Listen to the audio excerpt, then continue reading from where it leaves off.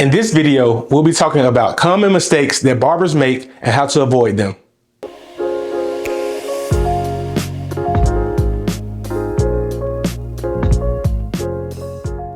As a barber, it's important to keep in mind that mistakes happen, but it's how you learn from the mistakes that will make you a better barber in the long run. Here are some common mistakes to avoid.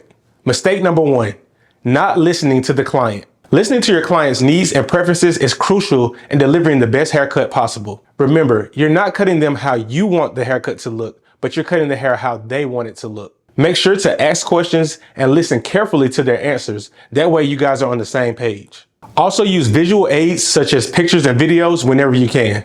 Mistake number 2, not using the right tools. Using the proper tools for each haircut is crucial in delivering the desired look. Be sure to invest in high quality tools and make sure you keep them clean and well maintained. Like I tell people all the time, you can't expect to get professional grade haircuts with budget trimmers. There's a reason that a $40 clipper won't cut like a $200 clipper.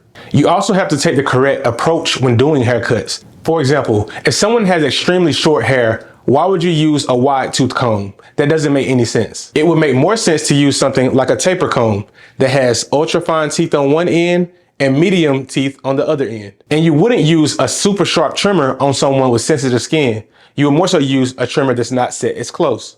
Mistake number 3, not understanding hair texture. Hair texture varies from person to person. Fine, medium, coarse, loose, tightly curled. The hair can be more dense or thin in certain areas. So this is very important. Before you even turn on your clippers, always do a thorough scalp analysis and comb the hair thoroughly so that way you know the direction that the hair naturally grows. Just remember this phrase, measure twice, cut once. You can take hair off, but you can't put it back on. Mistake number 4, rushing the process. Please don't let social media or other barbers that have been cutting for years influence you to think that you have to do a perfect haircut in 25 minutes.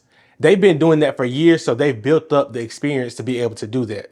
However, if you're a beginner and you're just starting out, focus on delivering the best haircut possible, and then through experience, your time will improve. Taking your time will also minimize the risk for mistakes. And mistake number 5, not being open to feedback. Be open to feedback from your clients and other barbers that are more experienced than you. This can help you identify areas where you need to improve and make you a better barber overall. We all can learn something from somebody, myself included.